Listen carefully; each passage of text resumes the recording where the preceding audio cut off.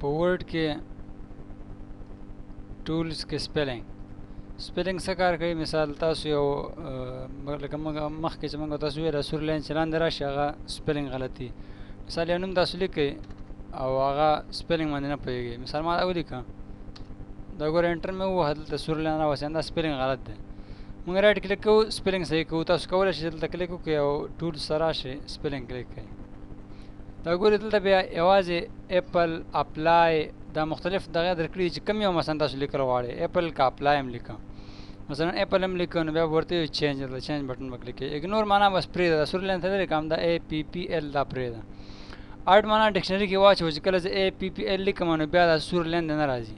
زه اوس چینج کلیک کوم اوکې دا وګورئ هغه سپیلنګ یې صحیح شو. که چېرته زه مثلا غواړم ګوره زه لیکم حلیم دغه هم سور لاین راغی مثلا دا خو انګلیش لفظ نه ډکشنري کې نشته نو زه راځم ورته د سپیلنګ چک کا. سپیلنګ کې څو مختلف دغه دي هارم او چې زه ورته مېر د اډ کا یس اوکې. بیا چې کله زه حلیم لیکم ګورئ انټر کوم ګوره سور لاین راځي. دا ډکشنري کارډ 800 وی پیژاندم مثلا چې دا یو ورډ دی او په ډکشنري کې شته دی نو صحیح دی سپیلنګ. که چېرته د حلیم سپیلنګ موږ بیا غلط ولیکو ګوره زه اوس لیکم مثلا حلیم ګوره د آی مې ولیکه هم غلطي ورکړله ځکه چې دا ډبل ای سره هلته په ډکشنري کې شته.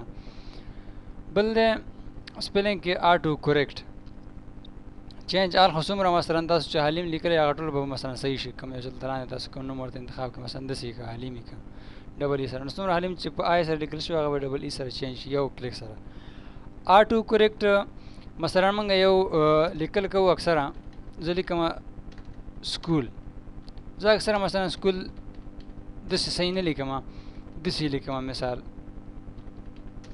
دا خو اټومیټیک دا اوس د آټو کورکټ دی. مثال زه لیکم حلیم داسې لیکم اکثره زویم چېرې دا ماته اټومیټیک ته صحیح کا لکه څنګه دا زه بلاک کوم راځم ورته یم سپیلنګ په چې کله زه ایچ ای ایل ای ایم ولیکم ته ډایرکټ ډبل ای کوئ آټو کورکټ ته خپله صحیح کوه کمپیوټر ته بیا وایي یس کلوز. دا هغه وخت استعمالېږي چې کله مثلا ستاسو لاس په یو حرف باندې مخته شي او بس بیا به ورنه مثلا داسې مخته شوی دی نو بس سپیس ورکړئ ور ای ورسره خپله ولیکه ځکه چې کمپیوټر ته موږ ویل چې دا خپله صحیح کوه. نو بعضې وخت داسې حروف وي لکه اینډ اکثره موږ تاسو غلط لیکو لکه لیکو ان ای نه داسې نه دی فکر کوم ای ډي ان ګوره اټومیټیک صحیح کېږي.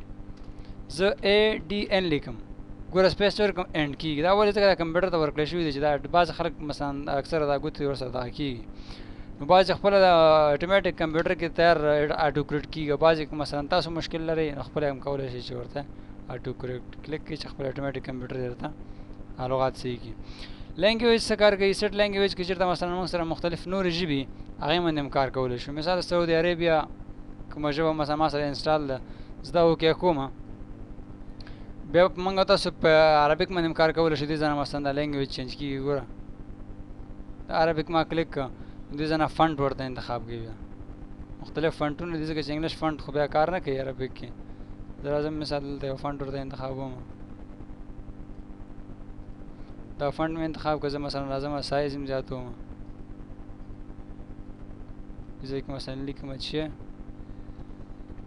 الله ګوره پښتو کې ما ولیکه مثلا تاسو کولی شئ چې ډېر شیان ولیکئ.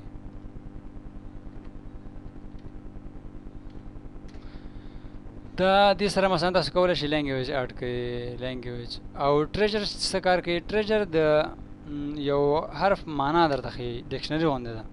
زه دلته سکول بلاک کوم ورته دا څه معنا انګلیش کې مثلا په دې باندې تاسو نه پوهېږئ چې سکول معنا څه ده. لینګویج ټریجر ګوره دلته لیکلي دي سکول خو پاس دی لاندې لیکلي ټرین ایجوکیټ ډسپلین ټیچ ډریل دا شان کېږي که نه سکول کې نو ګوره ټول هغې مطابق کوم دغه چې دي هغه معناګانې موږ ته لیکلي دي. لوکاپ نورې معناګانې ده ښایي ګوره ټیچ انفارم ایجوکیټ که غواړې د سکول ایجوکیټ سره چینج کړي مثال سخت لغاتونه استعمالوي یا بل شان ساده لفظ ولیکئ دې ځای کې بل لغات ورته خوښ کړئ او ریپلیس ګوره سکول په ځای به ایجوکیټ راشي هلته کولی شئ تاسو یو حرف مثلا چینج هم کوئ بل سره. ټریجر څه کار کوي دا ډکشنري کار کوي د یو لغات معنا په انګلیسي کې پیدا کولی شي. هایفنیشن څه کار کوي ګورئ زه یو جمله لیکم مثال د پښتو د زه د انګلیسي ته واړم دا ګورئ الټ شفت چپ طرف ته چې کلیک کې پښتو ته وړي کله انګلیش ته وړي کله عربي ته وړي. ښه دلته اوس ګورئ زما دا جمله ختمیږي مثال زه لیکم چې دې ځای کې مثال زه لیکم ګوره چې زه اے اف جي ولیکم نور چې لیکم لاندې راکوزیږي مثال ګورئ لږ متوجه شئ دې ځای ته افغانستان ګورئ دا دلته پاتې شو که بل لاین زه لیکم مثال دا ګورئ داسې یو فرق کوي که نه یو د بل نه نو موږ راځو ورته یو چې نه ریډو به یې کومانډو کړی و زه دلته اوس دا پاکوم ته لیکم ورته یم چې کله زه هایفنیشن انتخاب کوم بیا څه کار کېږي ګورئ دا بټن به کلیک کړئ اټومیټک هایفنیټ دلته ورته لیمیټ ورکوئ اندازه ورته لټوئ اوکې اوس چې زه لیکم افغانستان ومې لیکه انټر چې وهم ګورئ دا بېرته پاس ځي لاړ نه ولې لاړ نه ځکه دلته موږ پښتو حروف ورسره اټ کړي دي دا لاین صحیح نه پېژني ښه دې باندې راځئ یو پریکټس بیا کوو होता है ښه دلته راځو مثلا لیکو اوس موږ هغه هایفنیشن کلیک کړی دی افغانستان ما ولیکو زه انټر کوم ګورئ اے اف پاس پاتې شو ډیش علامه راغلی افغانستان چې دی نور کوم حروف چې دې نه وروسته دي هغه مثلا دې سره منسلک دي ګورئ اوس لین لیکو ډېر برابر راځي هغې سره هایفنیشن دې لپاره استعمالیږي چې یو لغات وي مثلا نیم یو لین کې راشي نیم بل کې نو هغې لپاره یو ډیش راځي چې لغات پاتې دي ورډ کاونټ سو پیجه کار دی کړی سو ورډه کار دی کړی سو کرکټر سو پاراګراف سو لین ټول ډیټیل درته درکوي د خپل فایل باره کې اټو سمرایز څه کار کوي د مدیر وروسته کار کوي د لپاره مکمل یو فایل باید ولیکلی شي